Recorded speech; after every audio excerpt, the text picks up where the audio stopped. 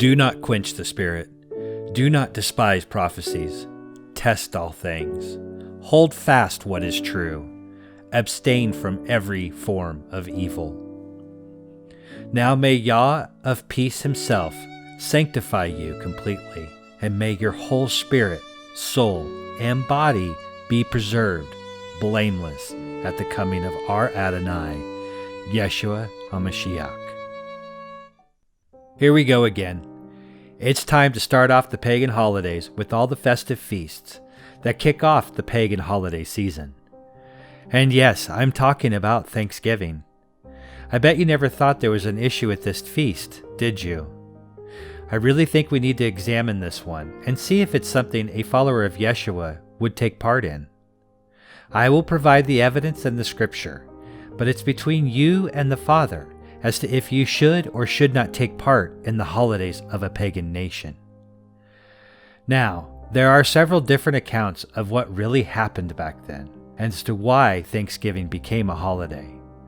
Let's take a look at the different accounts. The first one we will look at through the eyes of history.com.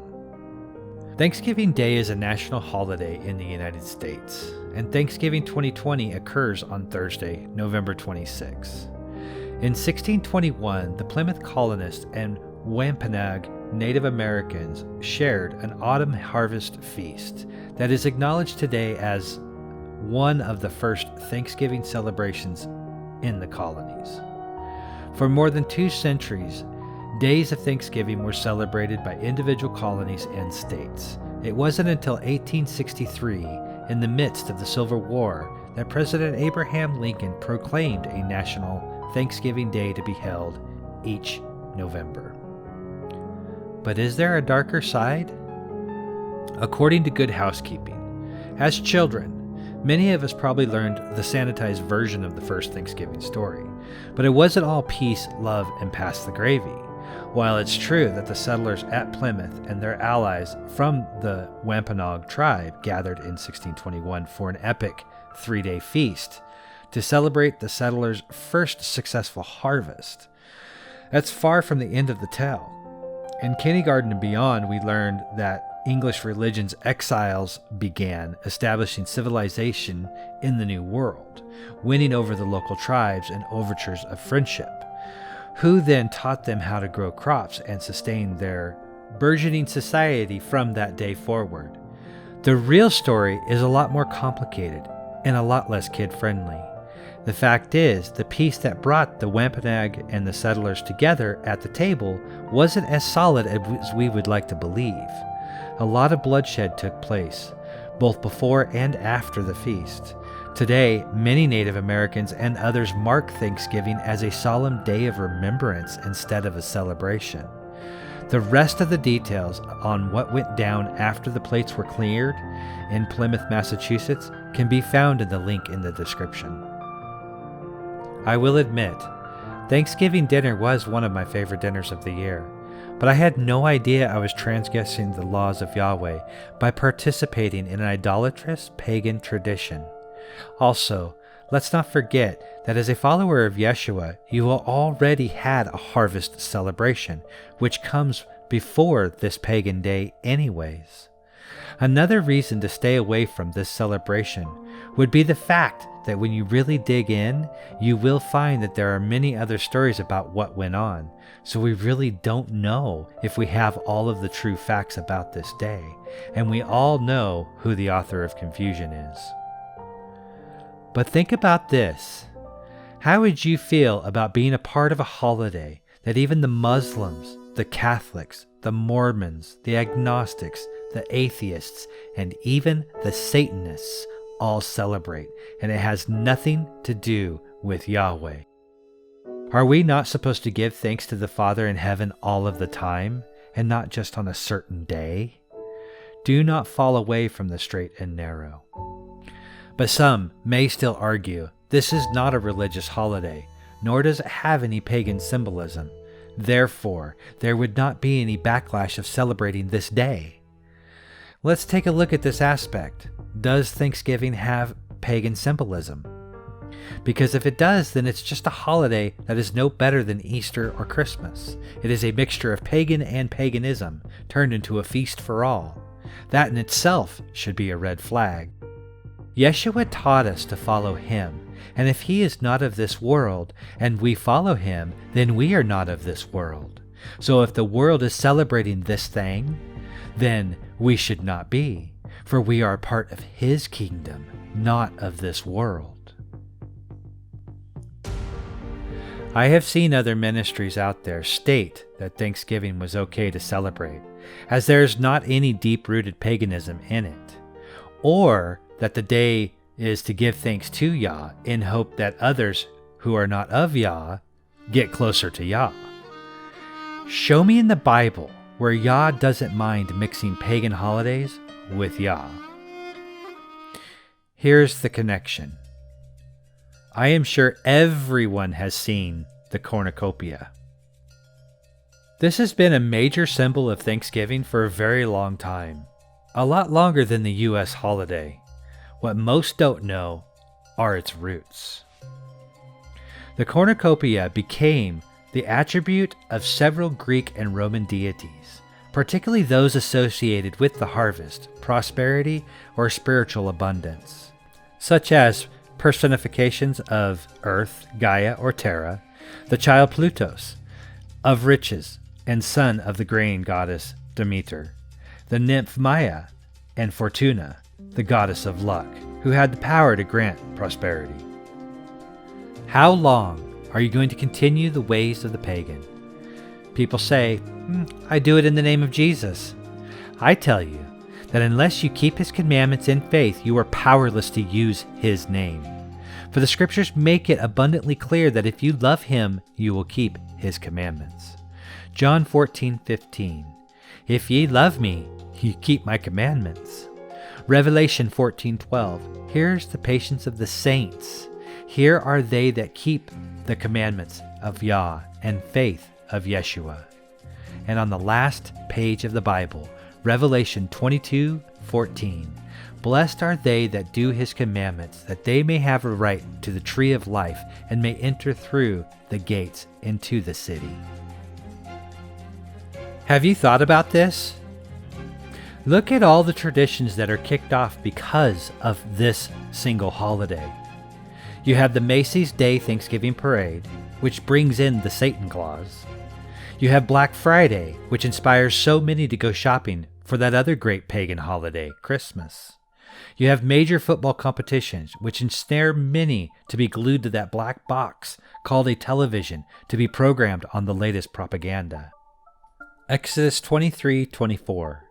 Thou shalt not bow down to their gods, nor serve them, nor do after their works, but thou shalt utterly overthrow them, and quite break down their images.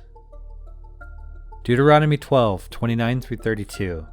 When the Lord your God cuts off from before you the nations which you go to dispossess, and you displace them and dwell in their land, take heed to yourself that you are not ensnared to follow them, after they are destroyed from before you, and that you do not inquire after their gods, saying, how did these nations serve their gods? I also will do likewise. You shall not worship the Lord your God in that way, for every abomination to the Lord which he hates they have done to their gods. For they burn even their sons and daughters in the fire to their gods. Whatever I command you, be careful to observe it. You shall not add to it, nor take away from it.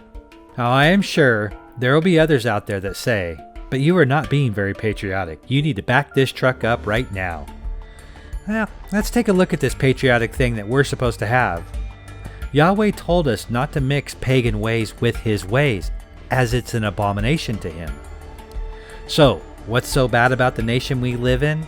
Isn't it a Christian nation? Welcome to the U.S. Capitol. Until you can visit us in person, we're going to share with you some of our favorite aspects of a Capitol tour.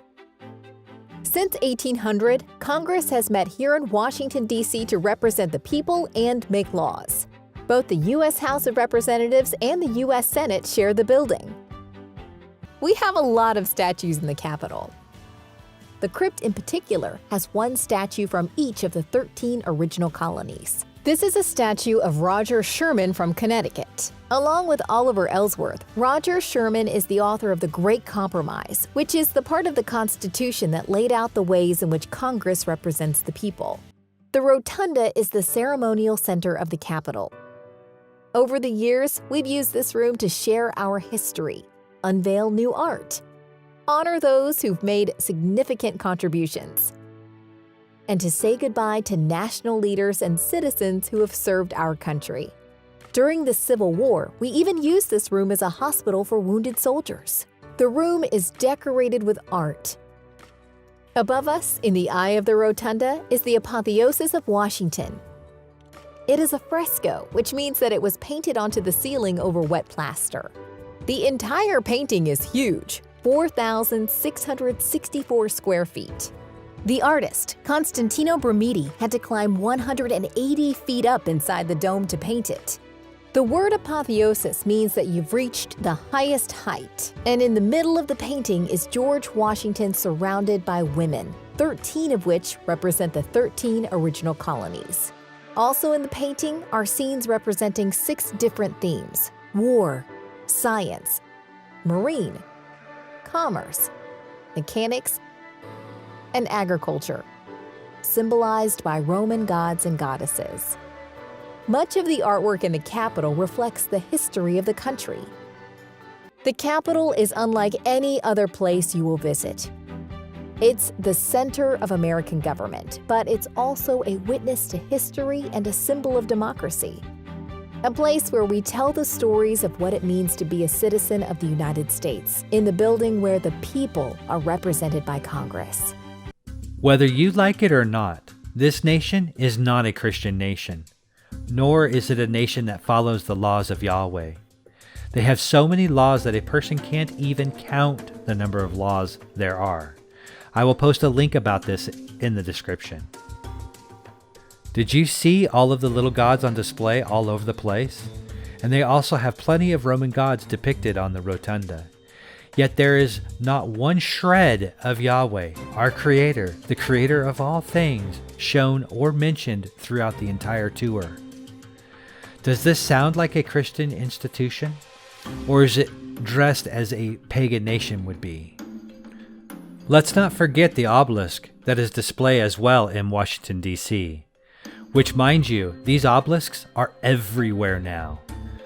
But what do they represent? For Egyptians, the obelisk was a reverential monument commemorating the dead, representing their kings, and honoring their gods. These monuments were representational in both structure and arrangement, serving as monuments with complete structure of understanding. Even the Vatican has an obelisk. Yet this has nothing to do with the one true Yahweh. And of course, they put a cross on top of it. And that makes it okay, right? The obelisk does go deeper than this, about what it really represents. But it's pretty disgusting, and I don't feel like giving it any power today. 2 Kings 17:41.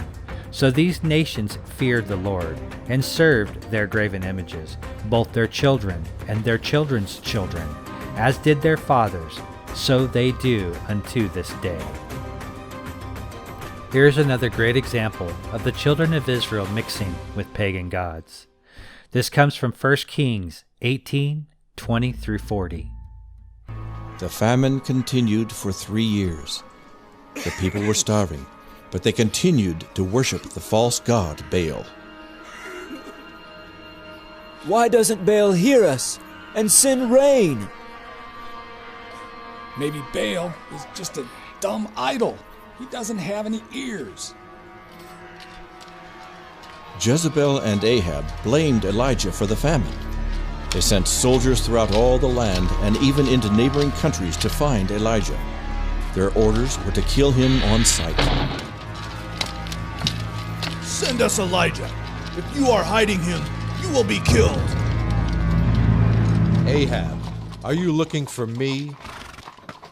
Are you the one that has been troubling Israel with this famine? You are the one that is troubling Israel with your idols. Let us have a contest between Jehovah and Baal. Bring your 850 prophets and meet me at Mount Carmel. Several days later on Mount Carmel. How long are you going to stand between two opinions? There is only one God. If Jehovah is God, then worship him only. If Baal is God, then worship him. Make up your minds. I challenge you, prophets of Baal, to a contest. Then we will find out who is the true God. You build an altar to Baal, and I will build one to Jehovah. We will put wood on our altars, and we will lay the sacrifice on the wood, but we will put no fire under it. You will pray to your Baal, and I will pray to Jehovah. The God that answers by sending fire on the sacrifice will be the true God, and we will all worship him only. Since you have me outnumbered, you can go first. O Baal, hear us this day.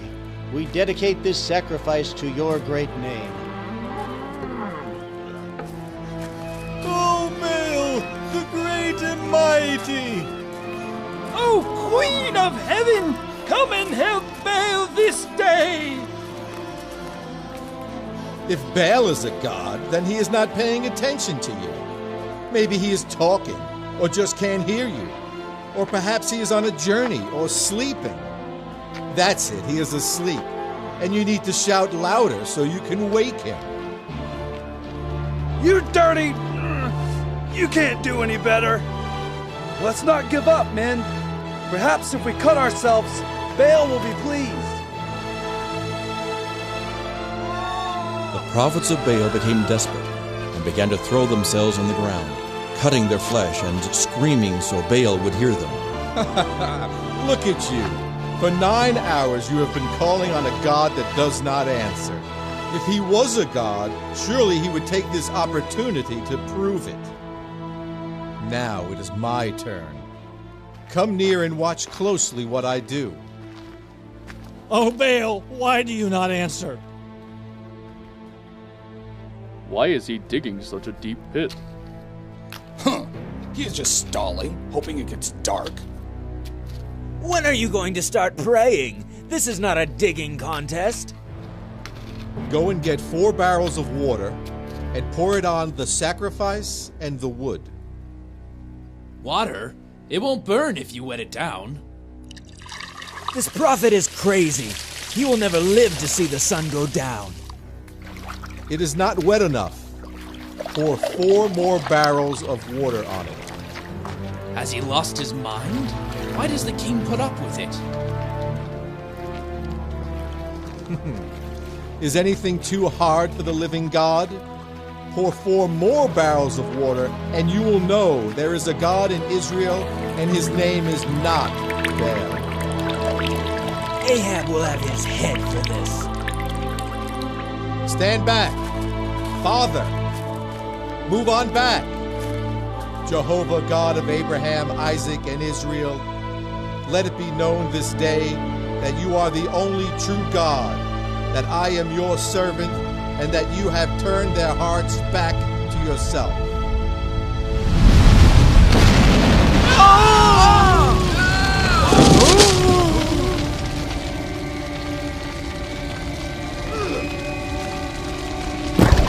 God of Abraham! It is scorching hot! Fire from heaven! Help! Behold, the God of Abraham and Isaac has answered by fire. It even burned up the rocks and dirt. What kind of God is this that has no image and yet does this? Moses commanded that we should worship Jehovah God and him only. He commanded the death sentence on any sons of Israel that worship any other god. No! Have mercy!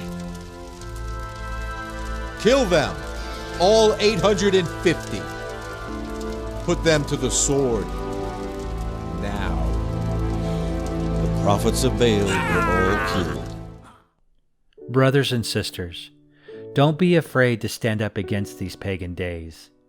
Rejoice in the Father giving you the understanding to discern right from wrong, evil from good. Don't let the accuser win. Turn your heart to the Father in heaven, the Creator of all things, and start learning what He wants to teach you. Learn His instructions for you. Turn away from pagan things, great or small, they are still pagan ways. Yahweh dislikes mixture. This is very clear. May the Father in heaven bless you and protect you in the times to come. I pray for all our brothers and sisters to turn their hearts to the Father in heaven fully. Have you not known? Have you not heard? The everlasting Yah, the Lord, the Creator of the ends of the earth, neither faints nor is weary.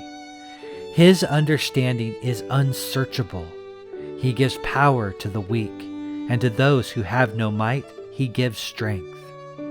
Even the youths shall faint and be weary, and the young men shall utterly fall. But those who wait on the Lord shall renew their strength, and shall mount up with wings like eagles, and shall run and not be weary. They shall walk and not faint. Amen.